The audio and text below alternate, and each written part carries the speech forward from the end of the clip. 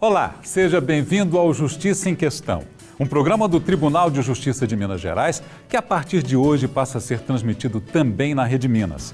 Agora você tem mais uma opção para se informar sobre assuntos jurídicos, direitos e deveres de forma clara e acessível.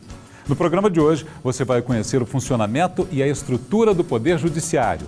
Audiência de Fortalecimento, uma iniciativa pioneira em Belo Horizonte que permite à mulher vítima de violência doméstica falar e ser ouvida pelo agressor.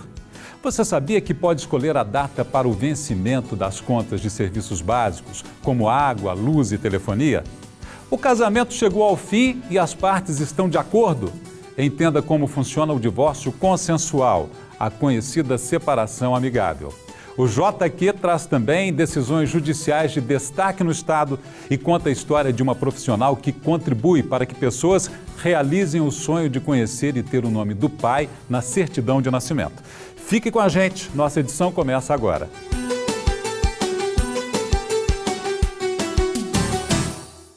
Água, luz, telefonia e demais serviços públicos.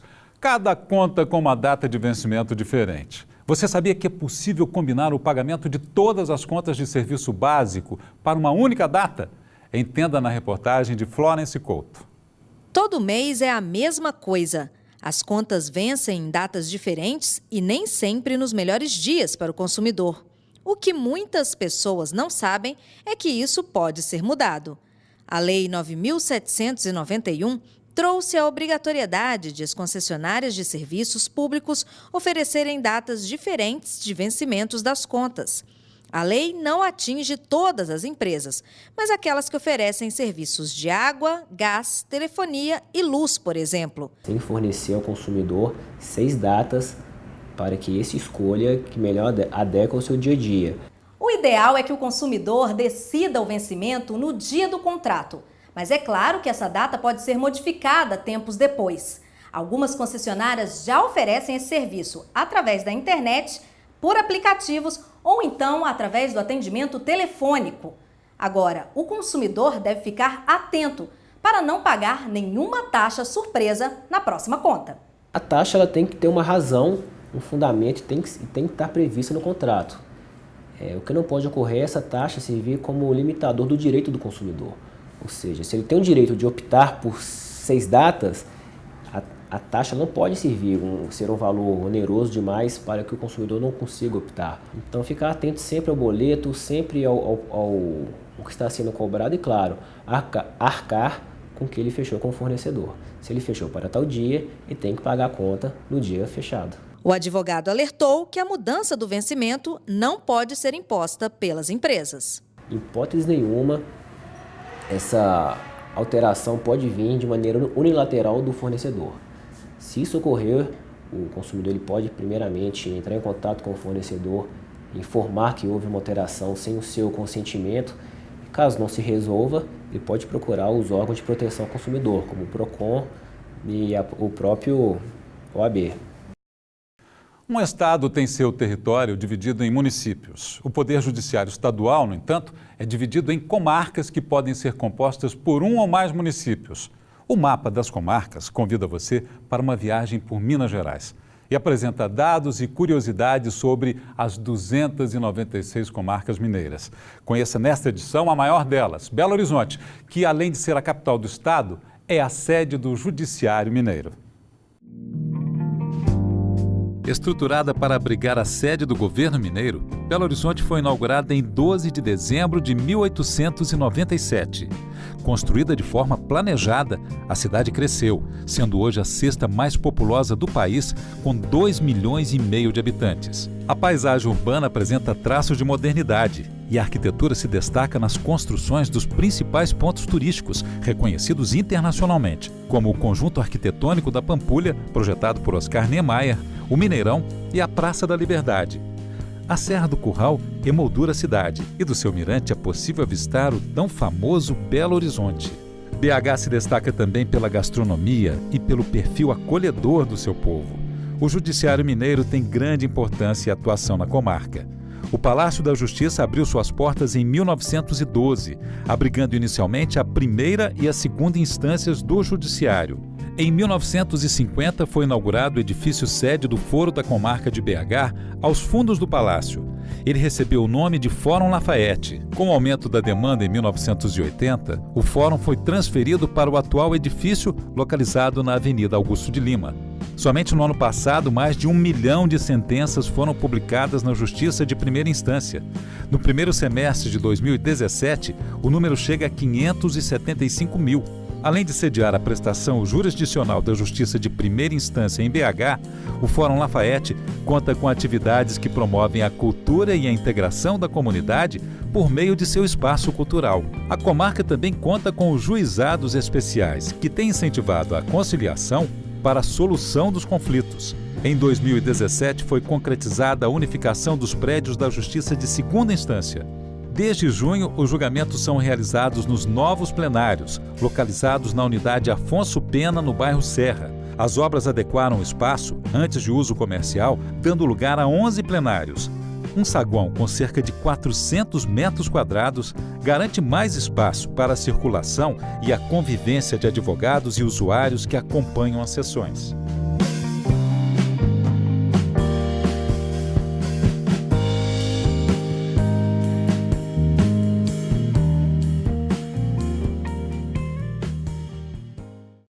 No próximo bloco, conheça a audiência de fortalecimento, uma iniciativa pioneira do Judiciário Mineiro que permite à mulher vítima de violência doméstica falar e ser ouvida pelo agressor. E entenda como funciona o divórcio consensual, a conhecida separação amigável. Voltamos em instantes.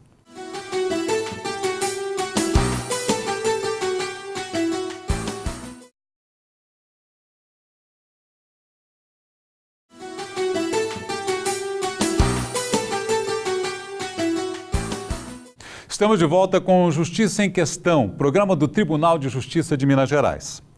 O quadro ABC do Judiciário apresenta significados de termos e descomplica expressões jurídicas.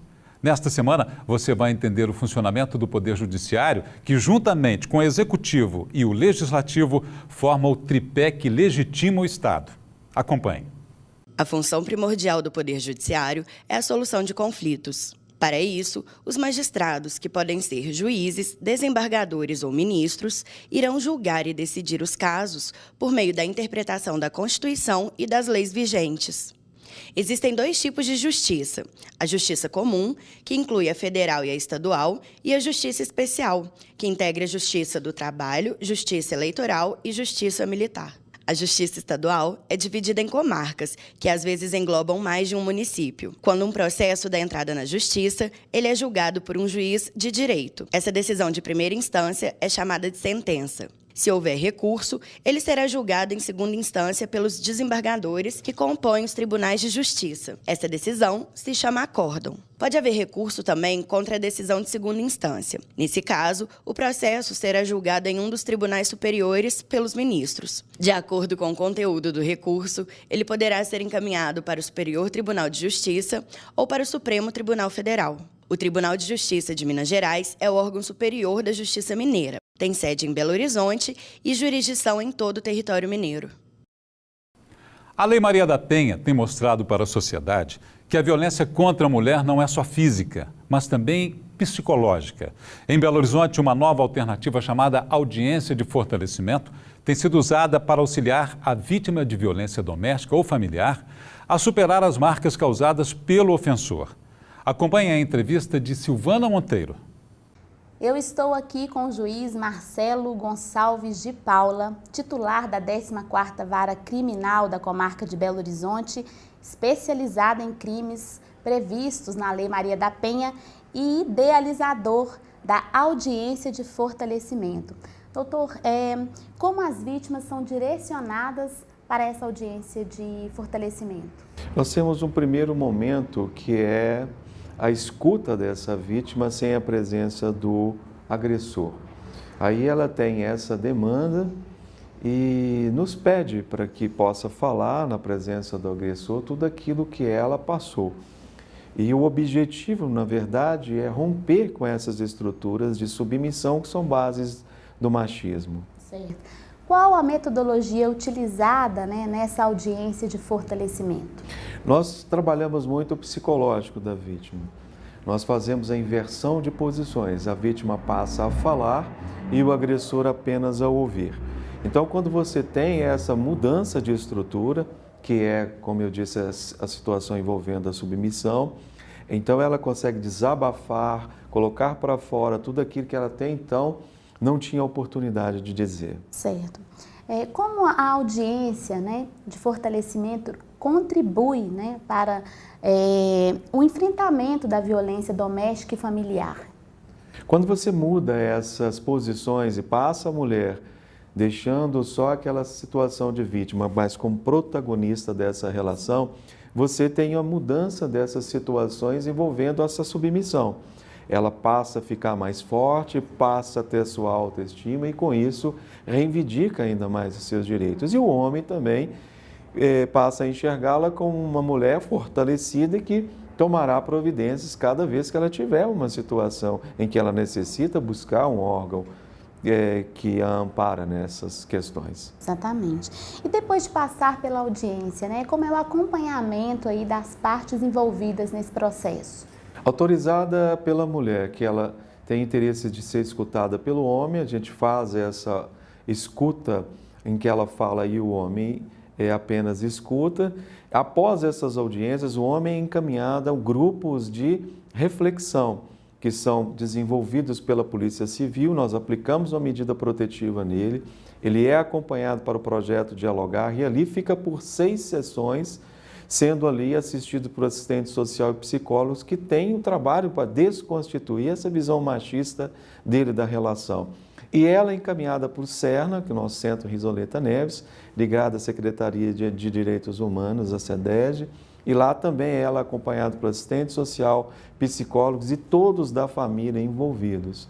Então, tanto a mulher quanto o homem recebem toda uma assistência social, psicológica e outras de que eles necessitarem para começar a desconstituir toda essa relação que tinha e começar a construir novas concepções de convivência.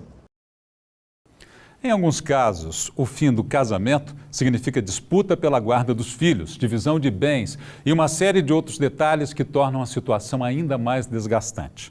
Um serviço oferecido pelo Centro Judiciário de Solução de Conflitos, em Belo Horizonte, permite que todas essas demandas se resolvam em um só procedimento. É o divórcio consensual. Apesar da distância surgida entre duas pessoas que um dia se apaixonaram e se casaram, na hora do divórcio, a serenidade ainda pode se fazer presente.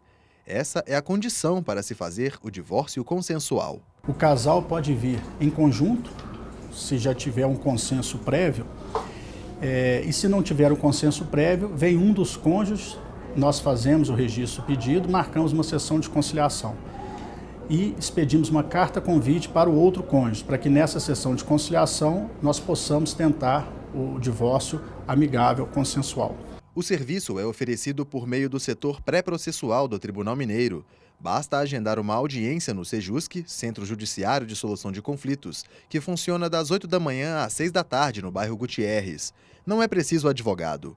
E na mesma audiência podem ser resolvidas outras demandas. É o que nos conta a conciliadora. São discutidos assuntos relacionados a filhos, quando eles têm, né? Guarda, pensão, convivência, isso é tudo regulamentado na ata, que nós temos uma ata, né, de audiência.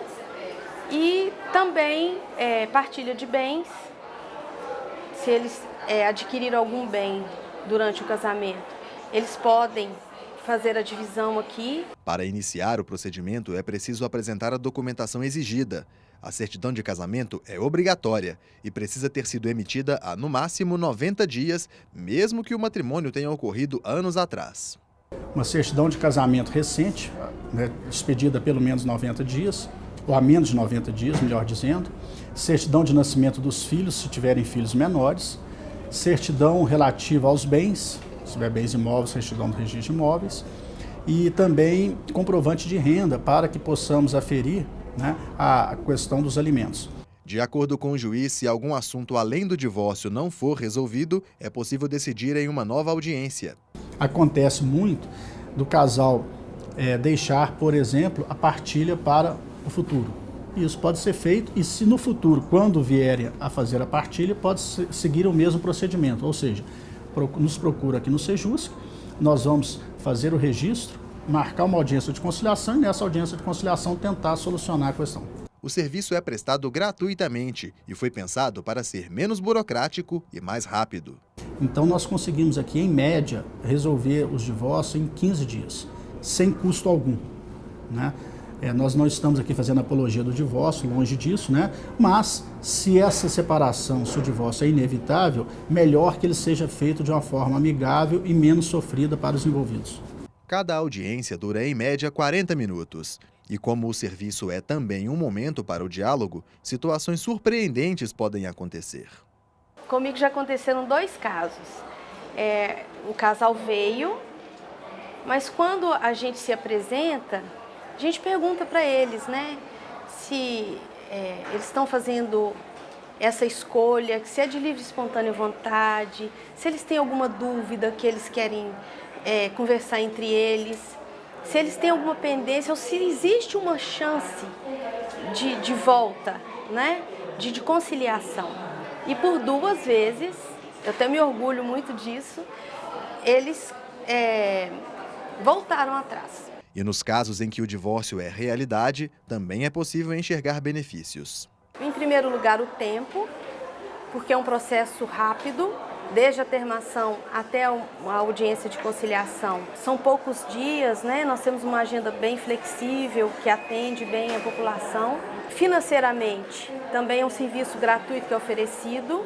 Em caso de casais com filhos, benefício para os filhos também, porque como é um processo rápido, também são definidos rapidamente as questões, né, relacionadas ao filho, como guarda, pensão alimentícia, convivência. Para tornar uma situação delicada em algo menos doloroso, só mesmo evitando o conflito. E com o divórcio consensual, o objetivo é bem claro. Eu defino o nosso trabalho assim, conversando a gente se entende.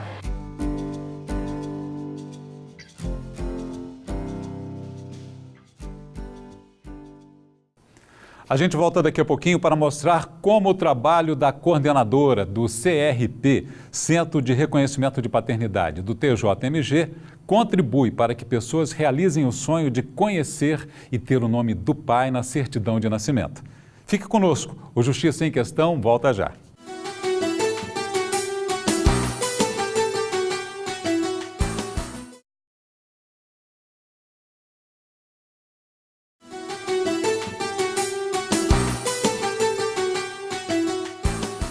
Você está assistindo ao Justiça em Questão. Fique agora com as sentenças que foram destaque no Tribunal de Justiça de Minas Gerais. É hora do giro de decisões. O dono de um lote no condomínio Alphaville e Lagoa dos Ingleses, na região metropolitana de Belo Horizonte, deverá pagar a taxa de manutenção estabelecida pela Associação de Moradores do condomínio. Ele deixou de pagar a taxa, alegando que não havia consentido em participar da associação. Mas, segundo o TJMG, no contrato de compra e venda do imóvel, o comprador aceitou as normas da Convenção de Condomínio. Por isso, a cobrança da taxa de manutenção do loteamento é legítima. Em Curvelo, o juizado especial determinou que a CEMIG pague a um consumidor o valor de um televisor, porque o aparelho foi queimado devido à interrupção de energia provocada por uma descarga elétrica. E em Carangola, uma mulher será indenizada pelo grupo Abril Comunicações. A empresa cobrou no cartão de crédito da consumidora pela assinatura de uma revista, sem autorização da cliente. O juizado especial de Carangola determinou que a Abril pague em dobro o valor cobrado indevidamente e ainda R$ 2.000 de indenização por danos morais. O CRP, Centro de Reconhecimento de Paternidade, em atendimento a uma resolução do Conselho Nacional de Justiça, recebe pessoas que querem preencher o espaço destinado à filiação nos documentos. O setor é um local onde pode se formar laços e famílias serem reconstruídas. E foi no CRP, do lado de dentro do balcão de atendimento, que uma funcionária encontrou não uma família, mas uma missão de vida. Acompanhe. A história de Claudineia com o Centro de Reconhecimento de Paternidade começou com a dica de uma amiga.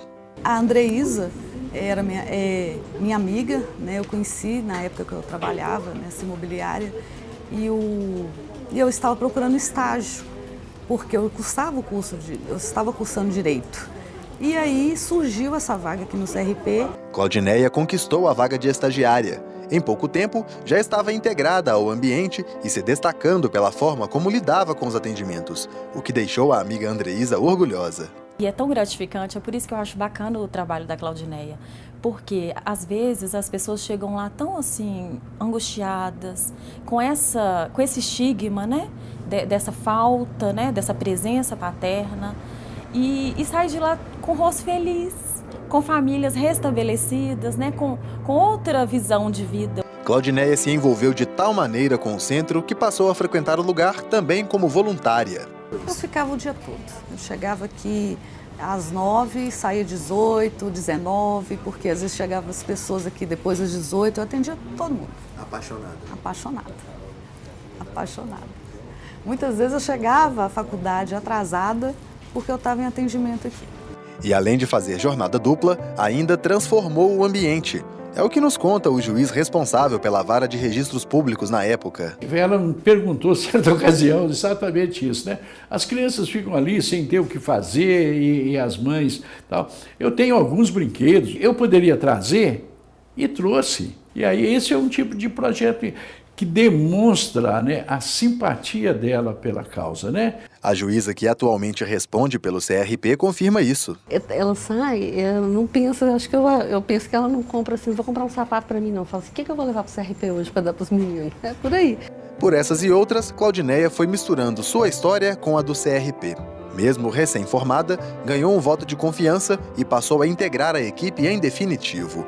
E a dedicação ao trabalho lhe rendeu campanha dos colegas para que assumisse a coordenação do centro. Quando nós assumimos a Vara de Registros Públicos, a doutora Maria Luísa assumiu e me convidou para ser assessora.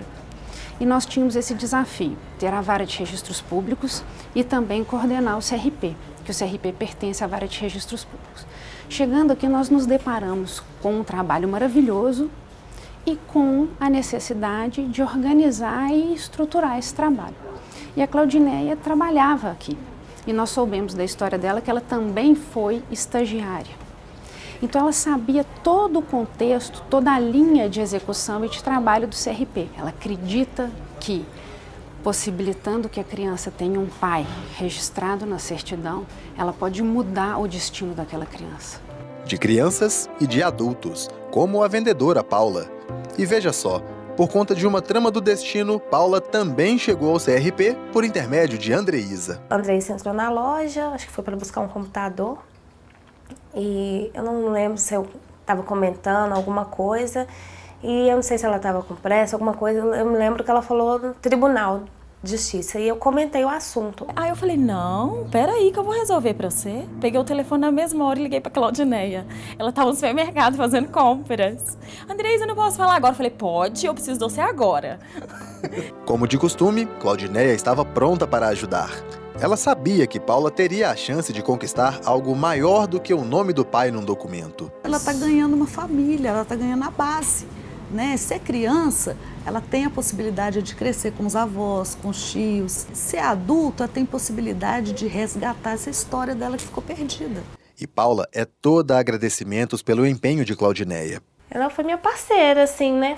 Porque me deu aquele suporte. Trouxe a família que eu não tinha, né? Trouxe, mesmo que meu pai já faleceu, trouxe uma presença do meu pai. Hoje eu sei de onde eu vim, quem eu sou, né? Quem é os meus familiares, né? Hoje eu sei das minhas origens, né? Por atender a todos com a mesma entrega que se relaciona com os colegas de trabalho, acaba fazendo das pessoas que atende seus novos amigos. Eu sou suspeita para falar porque eu sou fã dela, adoro ela, ela é muito gracinha, eu gosto mesmo dela, muito fofa. Mas quem vê esse retorno positivo do trabalho feito no CRP, não imagina as dificuldades de quem realiza os atendimentos. A maior dificuldade é vencer a mágoa das pessoas, né?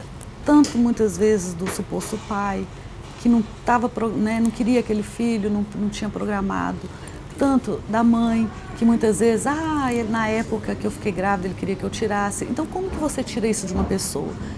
Eu acredito que é só com o tempo, conversa, ouvindo, deixar ela colocar aquilo para fora e entender que daquele momento que aquele pai teve aqui para fazer o DNA ou para reconhecer aquele filho, já muda tudo. Né? Você esquece o problema e você vai viver dali para frente. Claudineia é assim, não se prende ao passado, prefere seguir em frente e transformar o futuro para melhor.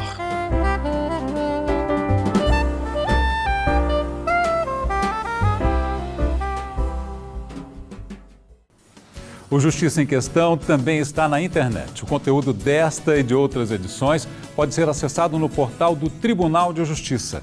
Clique na área Comunicação e depois em Justiça em Questão ou veja pelo canal do YouTube. Comente, proponha temas e participe do nosso programa. Envie um e-mail para justiçaemquestão@tjmg.jus.br. Grande abraço e até a próxima edição.